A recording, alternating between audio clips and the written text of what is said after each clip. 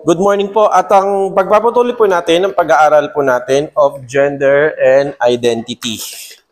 So last time, pinag-usapan natin yung marriage and this is the continuation, part 2. We will talk about gender identity for a bit and Christian love and matatapos tayo.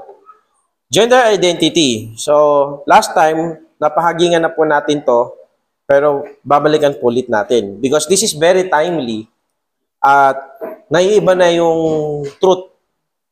But ang katotohanan ay must stand and we need to contend for what is right, for what is true sa mga nangyayari sa panahon natin ngayon. Lalo na sa usaping identity or gender. Ano ang iyong kasarian? O ano ang iyong sino ka ba? Naniniwala po tayo, we believe that God wonderfully, and look at that word, nakalagay ba dyan? Immutably. Immutably, when you say immutably, hindi nagbabago po. Kung ano yung sinet ni Lord, kung ano yung kinreate niya, hindi yun magbabago. Immutable. Unchanging. And unchanging or immutably creates each person, ang bawat isa sa atin as male or female.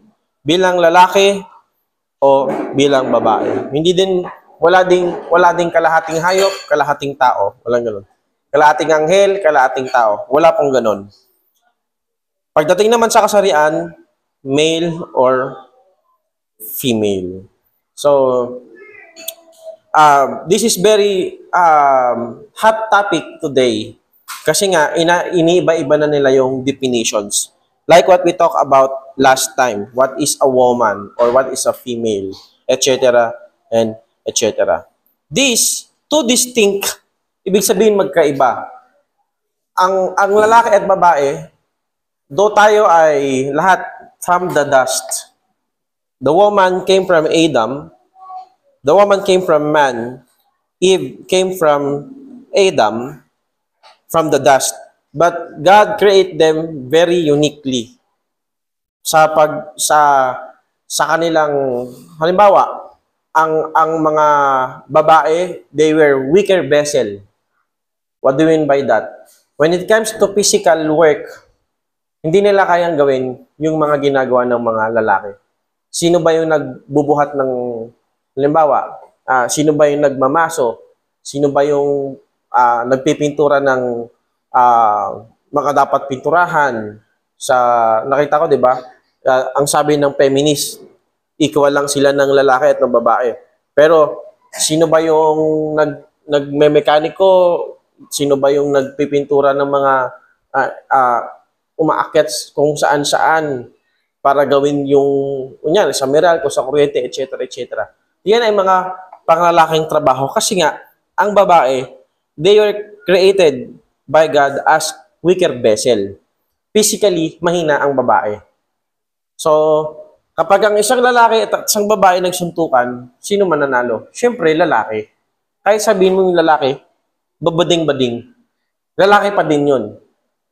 So, hindi sila match when it comes to physical aspect because ang babae ay generate na weaker vessel. So, complementary genders, when you say complementary, ano yung kakulangan ng isa? Though ang babae ay weaker vessel, ang lalaki naman malakas. In the physical aspect, maasahan sila sa pagbubuhat, etc. etc. Pero may kahinaan din ng lalaki na makikita din naman natin sa babae. Complementary genders together reflect the image of God. Or in Latin, it's Imago Dei. We are created in Imago Dei, image of God, sa wangis ng Diyos. Hindi tayo galing sa wangis ng ang hayop, no. Hindi sila sinabing image of God. Okay? Meaning, kung ano ang Diyos, yung mga tinatawag niyang communicable attributes, ang Diyos ay nagmamahal, napupuot, nagagalit, may emotionally, ganun din tayo. Yung to make decisions So, yun yung mga bagay. Katulad ng Diyos, ganun din tayo. Rejection of one's biological, look at this. Sabi natin noong nakaraan, XY chromosome and XX chromosome. One's biological gender is, kapag sinabi mo lalaki, pag ikaw ay lalaki, pero sinasabi mo, hindi, babae ako. Very clear, is a rejection of the purpose of God for that person's gender. So, naniniwala tayo, ang gender, Diyos ang naglalagay niyan. Tinatakda yan ng Diyos sa sinapupunan pala ng nanay. So, hindi to yung, hindi yung siya mismo ang magdi-decide kung ano yung gender niya paglaki niya. Katulad nun, mali yung pinost ko sa group natin. Mali yung prinsipyo na hindi ko pipilitin yung anak ko mag-church kasi dapat sa kanya na yon. Sabi niya, bakit? Yung anak mo ba, pag ayaw mag-school, pinapayagan mo? Kung naniniwala ka na ang school ay importante, how much more sa simbahan? Kaya dapat pilitin, baga, or i-insist talaga natin na i-train yung mga bata to go to church. And, person's gender and repudiation and denial of the glory of God in His creation of that person. So, those people that deny their gender, na lalaki sila, XY chromosome, pero sabihin nila, hindi, babae ako. Sila ay nakaka-insulto sa Diyos. Period. Hindi nalulugod ang Diyos. Period. Wala silang kapayapaan sa buhay. Period. Yun po, mga kapatid. So, nakalagay sa statement of faith or article of faith natin, napaka-importante nito. Ito ang ating paniniwala. Kasi may mga simbahan sila, pero nagkakasal ng lalaki sa lalaki, babae sa babae. And we know that those churches, they were false churches. Hindi sila mga totoong simbahan. Okay.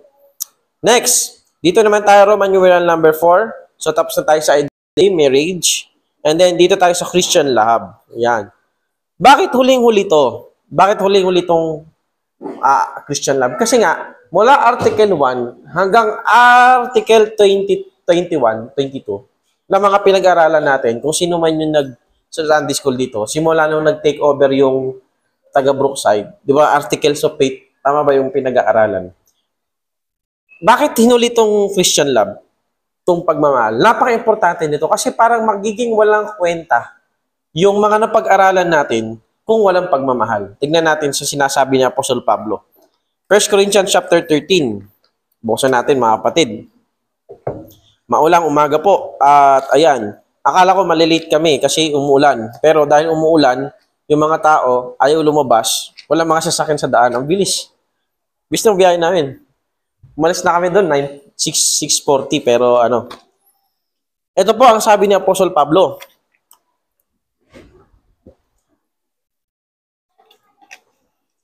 Though I speak with the tongues of men and of angels, kahit makapagsalita ako or kahit maintindihan ko ang language ng tao at ng mga anghel, ngunit kung wala akong pag-ibig and have not charity, I am become a sounding brass or a tingling cymbal. If there's no love, if there's no charity, yung kahit napakagaling mo magsalita, magiging isa ka lang sounding brass or a tinkling cymbal. Parang mag-ingay ka lang. Ano yung tinkling sounding brass, tinkling cymbal? Nung ancient time, sa marketplace, mga tao, para makuha nila attention, dumadaan, mga turista, ng mga namimili, sila cymbal. Yung pang, pang, pang, pang, na napakaingay, na nakakairita, na talagang mapapatingin ka kung bakit may ganun. Bili na kayo. Kasi sa atin ngayon, iba na, hindi na tinkling cymbal ang ginagamit para makuha yung attention. Pogi, bili ka na. Gaano ba lahat yan? Joke lang ako, kapatid ha. Yung, minsan ka nakala mo sabi ang pogi sa palengke pa. O pag, ewan ko sa babae, kung meron bang ganda o ano. So, balik tayo dito. Pasensya na kayo, medyo mahilig ako mag-joke eh.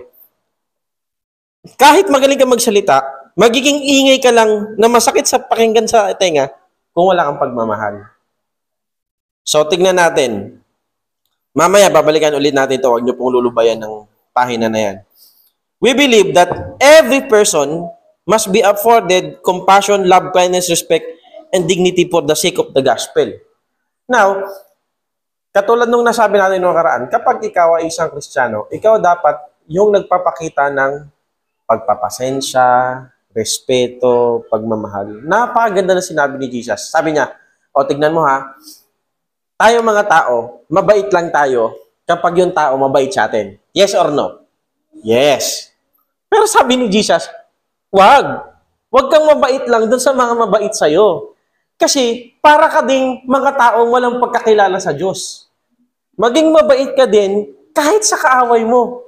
Kaya nung dumating si Jesus, tapos napakinggan nyo lang, kasi ang turo ng mga rabay, di ba? Kaaway mo, sige, gantuhin mo.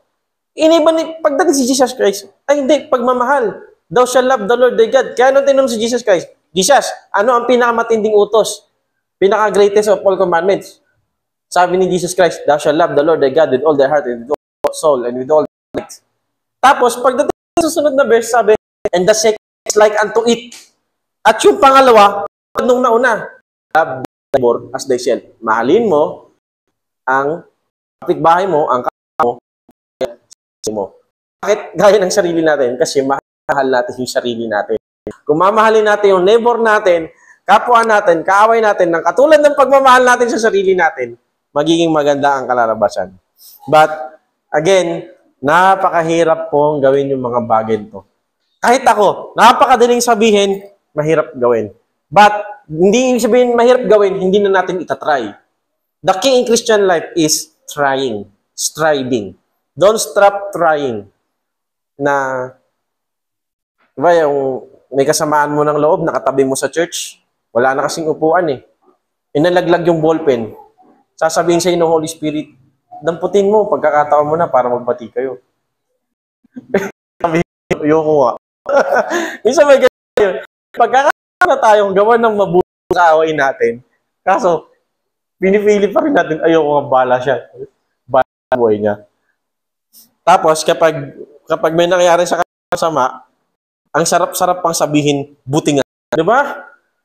Kaya pag tinignan mo si Jesus Christ, pagmamahal, pagmamahal, pagmamahal, kahit hindi mo gusto, kahit kaaway mo, kahit enemies mo. Lord, ang hirap naman maging Christian. Yes, but the key is trying. Again, sabi ni Jesus Christ, kung magiging mabait ka lang, sa mga mababait sa'yo, para ka lang mga taong walang pagkakilala sa akin.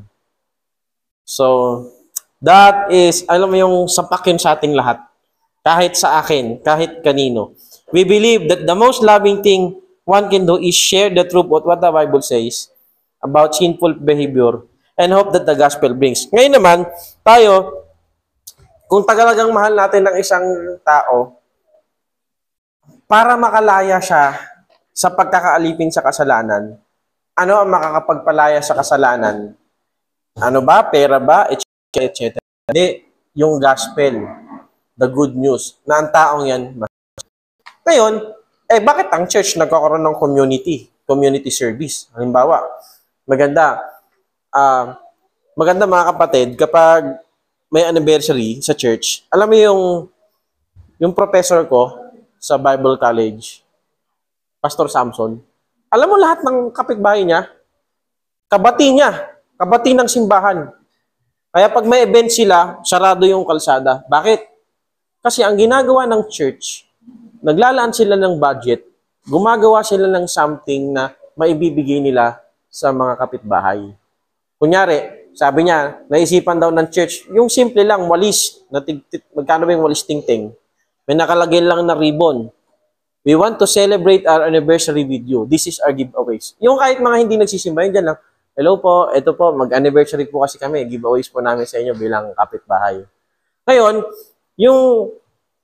kaya talagang growing yung simbahan nila, yung buong street nila, kapag merong event at kailangang isara yung kalsada, hindi mahirap pakiusapan. Meron nga kasabihan, walang pakialaman tao kung ano yung nalalaman mo, hanggat hindi mo ipapakita sa kanya kung gaano yung care mo sa kanya. People doesn't care about how much you know until they know how much you care. Tama ba? Parang ganun. Kaya, maganda yung mga ideas, no? And, hateful, wala kasi akong nasira yung strap ng relo ko mga kapatid. Kaya pagpasensyaan nyo ako kapag alauna na nagpipreach pa ako. Sira kasi yung strap ng relo ko. Pero naka-order na ako sa Shopee. Yan, 943. Hateful and harassing behavior are attitudes directed toward any individual are to be, look at this, repudiated and not in accord with Scripture, the message of the gospel, nor the doctrines of Pilgrim Baptist Church. Ngayon, kaya tayo, mga kapatid, dapat hindi tayo nababarangay. Hindi ka nababarangay at hanggat maaari, hindi naman to absolute, Ibig sabihin ng absolute, talagang hindi talaga pwede. Hindi ka nababarangay, yun dapat, hindi ka nababarangay. At hindi ka nagpapabarangay. Bakit? Siguro case-to-case basis. Pero yung hindi ka na pinapabarangay, dapat ganon tayo mga Kristiyano. Pero kung yung ikaw ay nagpapabarangay, medyo pwede pa kasi case-to-case basis. So, kapag meron tayong, halimbawa, naglalakad ka dyan, o nakamotor ka, nasanggi mo yung side mirror ng kapitbahay, yung sasakyan, anong gagawin natin? Tatakbuhan natin? Hindi po. Pag may nagawa tayong kaso, pagkakamali, haharapin po natin. Lagi pong mali yung pagtatakbo sa nagawa nating mali. So, pag ikaw nakabangga, halimbawa, tumakas ka, doble kaso mo. Pero pag hinarap mo yun, maaaring hindi ka pa, maaaring masolve pa. So, hindi dapat tayo napapatrobol. Kaya kapag ikaw ay nasa isang group na puro trouble ang gusto, dyan. Wala naman tayo mga yung people na lalaki na yung may mga group, tapos gusto lagi away, basag ulo. Huwag ganon. At tandaan natin, ang ating kalaban ang ating sandata ay hindi yung barel o kung anumang patalim. Ang kaaway natin, yung espiritu na nasa likod ng taong yon. No? Next time, pag-usapan po natin yan. Letter A, love is essential. Look at verse number 2 in chapter 13. And though, inulit niya yung word na do kahit na, sa Tagalog to, kahit na, I have the gift of prophecy and understand all mysteries and all knowledge. And though I have all faith so that I can remove mountain and have not charity, I am nothing. Love is more important. Love is essential. Why?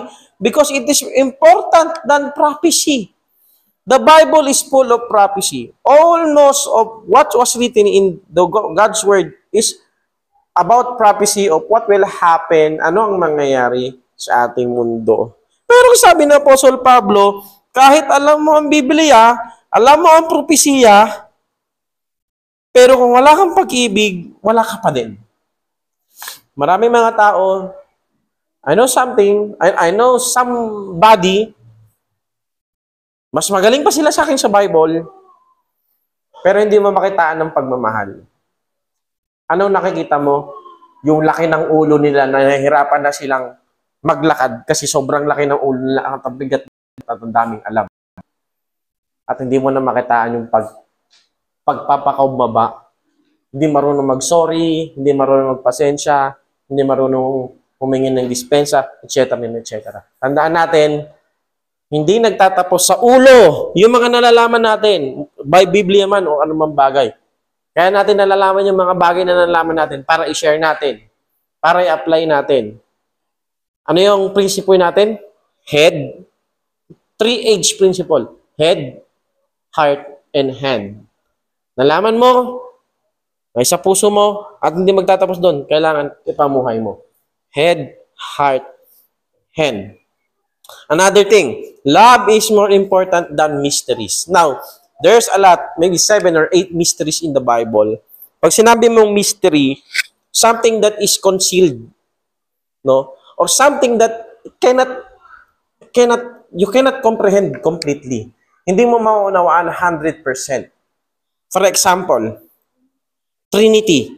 Pwede mo bang maunawaan ng Diyos ng 100%? Paano ang Diyos? Isa, pero tatlo, isa. We cannot. Because this little mind, this little brain, finite mind, cannot comprehend the infinite Creator. That's how we are. Hindi natin kaya. Incarnation. Ano yung incarnation? When you say incarnation, nagkarne, nagpasalaman. Paano yung Diyos nagkatawang tao? Paano yung virgin birth? Paano yun? Yung Holy Spirit, nilukuban si Jesus Christ, nasa sinapupunan ni Mary. Paano nangyari ang bagay na yun? Election. Marami pa. Hypostatic union. Sa theology, ang daming mga mystery na kahit mga theologian, binigay nila ang buhay nila, binuhos nila ang buhay nila sa pag-aaral, pero mystery pa rin sa kanila. Pero kahit alam mo yung mga bagay na yun, kung wala kang pagmamahal, sabi ni Apostle Pablo, I am nothing. Wala kang. That doesn't count. 3. Love is more important than knowledge. All mysteries and all knowledge. Tandaan natin, mahalaga ang Bible knowledge, mahalaga ang Bible learning. Pero, it does not equate with your sanctification. Hindi yan equal na dahil alam mo yung Bible, magiging spiritual ka din. Ikaw ay everyday na change ang iyong ugali. Yung iba nga, nalaman nila yung Bible, nag-stuck na lang sa ulo nila. At dahil, sabi din ng Biblia, knowledge puff up. Ang kaalaman, nagiging dahilan para maging mayabang ang tao. Kaya dapat palagi tayong parang palay. The more na nagkakalaman, the more na dapat nagiging humble po tayo. So, sa mga lalaki, tayo, nagdadrive tayo. Mga makagigit-gigita natin sa daan. Tandaan natin, unang-una, believer yan. Pangalawa, tignan mo yung estado ng buhay mo. Ikaw, nakatapos ka. Tapos aawain mo yung hindi naman nila na, kumbaga, hindi na train yung sarili nila sa ugali nila dahil hindi sila nag-undergo sa schooling. So, wag na tayo makipag-away. Tayo ang nakakaintindi, mas umintindi tayo. Yun yung sinasabi ng nanay, di ba? Mga nanay natin nung bata tayo. Ikaw ang mas matanda, ikaw dapat ang nakakaintindi. So, even though you have a lot of degrees, pinakamagandang university ka nag-aral, maganda yan. Pero kung walang pagmamahal, wala pa din. And then, last, love is more important than faith. Okay? Kaya pagdating sa verse number 13, look at that. And now abideth faith, hope, and charity. These three, but the greatest of this is charity. Bakit kaya? Maganda yung hope. Maganda yung faith. Pero bakit yung charity, greatest of this, greatest of all, bakit kaya? Mga kapatid, yung hope, hanggang dito lang yan sa lupa. Yung faith, hanggang dito lang yan sa lupa. Pero pag nasa langit na tayo, hindi na natin kailangan mag-hope. Kasi, na-behold na natin ang ating blessed hope. We already behold the Lord. We will dwell with Him forever and ever. Amen. When you say hope, sure na dadating na someday you will, it will surely happen. So, when married, katahatin na ng Diyos in His kingdom, hindi na natin kailangan ng hope. It will cease. And also, faith. Faith is, chapter 11, verse number 1, is the substance of things or the evidence of things not seen. Someday, we will see God. It's not the evidence of things not seen. Makikita na natin kung ano yung pinramis niya sa salita ng Diyos na ganto, ganyan. Kaya, pero yung charity, yung pagmamahal ng Diyos, when we go up there, kapag kasama na natin ang Diyos, the love of God is forever. Kaya, faith abided forever. Charity abided forever. The greatest of these three is charity. Love is more important. Charity is more than important than faith. The whole of the inward, devotional life of is useless without love. Kahit ikay faith, but without love, it's useless. Faith is a grain of mustard seed would be wonderful, but useless without love. Without love, man is nothing, is nonentity or a nobody. And last but not the least, love is eternal. 1 Corinthians chapter 13, verse 8 to 12. Nasa Bible school ako, kabisado ko to eh. Kasi pinakabisado sa amin sa isang subject. Every week, nagme-memorize kami ng chapter. Charity never faileth, but whether there be prophecies, they shall fail.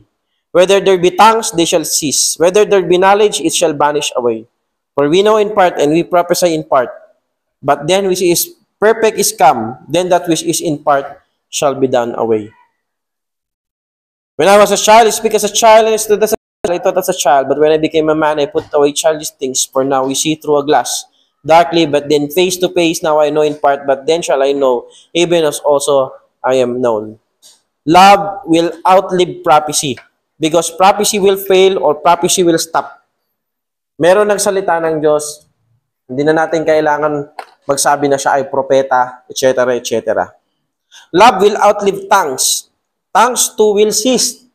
Ano ibig sabihin ng tongues? Sa Bible, hindi yung tongues na ginagawa ng mga Christian ngayon na kung ano-ano siya labadanda ang sinasabi nila. O shikaboom, shikaboom. Hindi po. When you say tongues in the Bible, I'm speaking, for example, in a Latin word, but you understand that in your own language. If you are in Ilocano, Bicolano, etc. Siya ay Latino, pero bakit naintindihan ko ito sa Bisaya? Ganon ang speaking in tongues sa Bible, hindi yung cha-cha-cha-cha-cha-cha yung ginagawa ng mga charismatic. Ang biblical yun. At practice yun ng mga Buddha. Practice yun ng mga Diablo, ng mga Buddhist, ng mga false religion, na nagmamatter sila ng ibang mga words. And that is praise to Satan. So, even though, kahit tama yung interpretation mo sa tongues, okay, magsisist din yun. Wala na din. And also, love will outlive knowledge. Knowledge will vanish away. But love will abide forever. Kaya mga kapatid, etong love na tinutukoy dito, itong charity na tinutukoy dito, it's not about a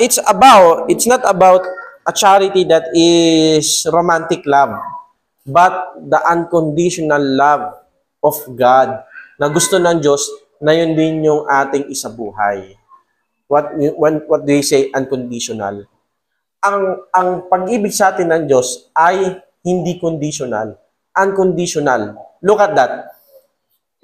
Romans chapter 5, verse number 8. Sino pwede makapag-recite?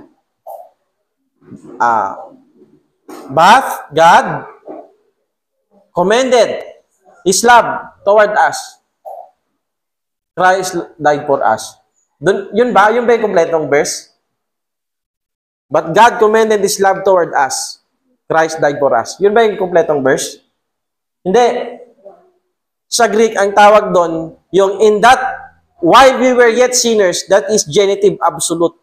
Meaning, sinupply siya, independent clause, na sinupply sa gitna ng sentence, na magbibigay ng iba pang importance, ng iba pang information about doon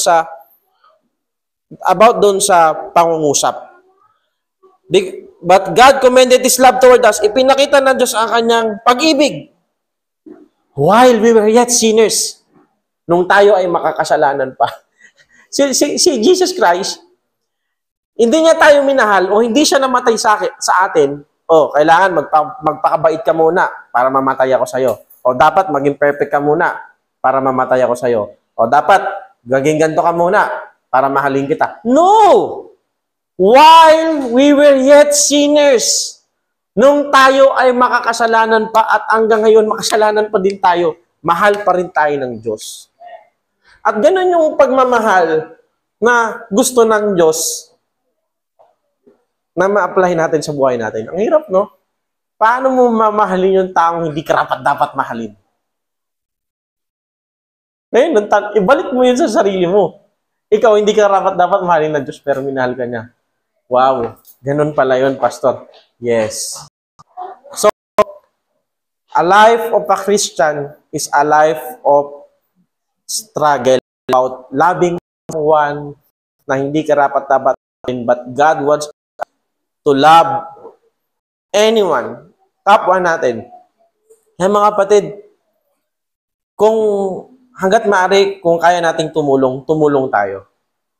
Pero hindi ko sinasabi na kayo ay magpaka-TANGA.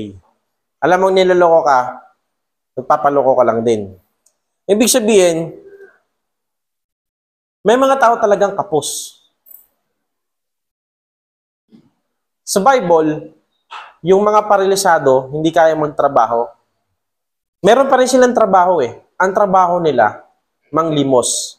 Kapag ikaw ay pilay, bulag, bingi, etc., nung ancient time, at hindi ka nang lilimos sa mga Hudyo, tamad ka. Ang pinakatrabaho mo, manghingi. So, kinuha ko yung prinsipyo na yun. Nagbibigay talaga ako.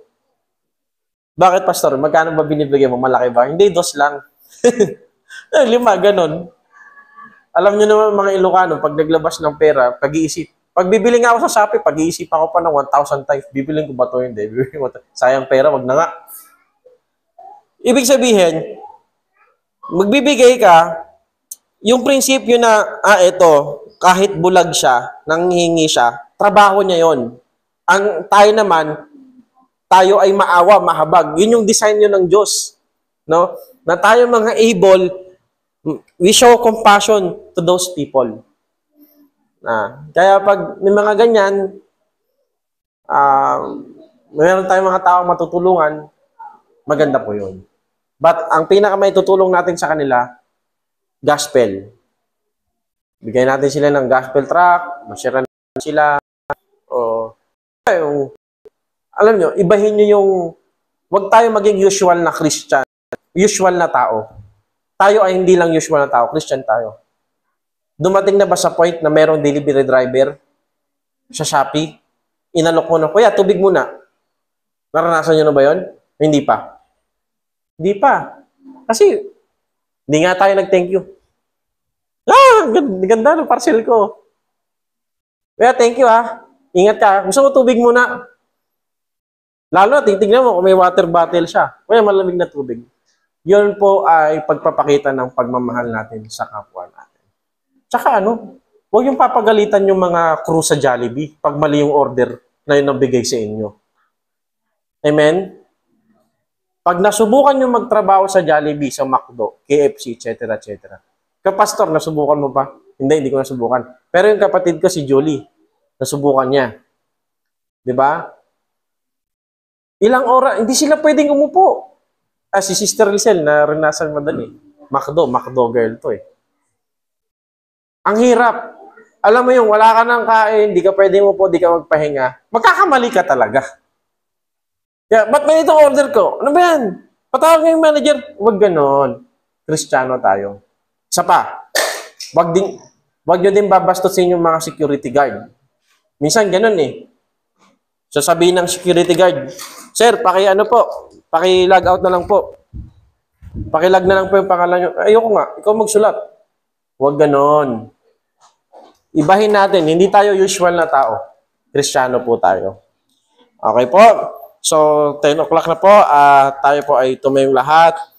At mag-pray po tayo sa ating Sunday School offering. Let's pray. Father God in heaven, we thank you for this day sa mga natutunan po namin about Christian love. Lord, it's hard to love people. Kasi, minsan, yung aming flesh ang nangibabaw na ang hirap mahalin, lalo na yung mga kaaway namin. May mga taong kinainisan namin. But it's clearly, crystal clear in your word that we love our enemies. We need to love our enemies, our neighbors. And because our greatest motivation is we, bilang tao, hindi namin karapat natin mahalin, ngunit nito kami. Nawa po. Kami tayo ng Onas din po ng pagmamahal sa mga tao, karapat-dapat o hindi karapat-dapat.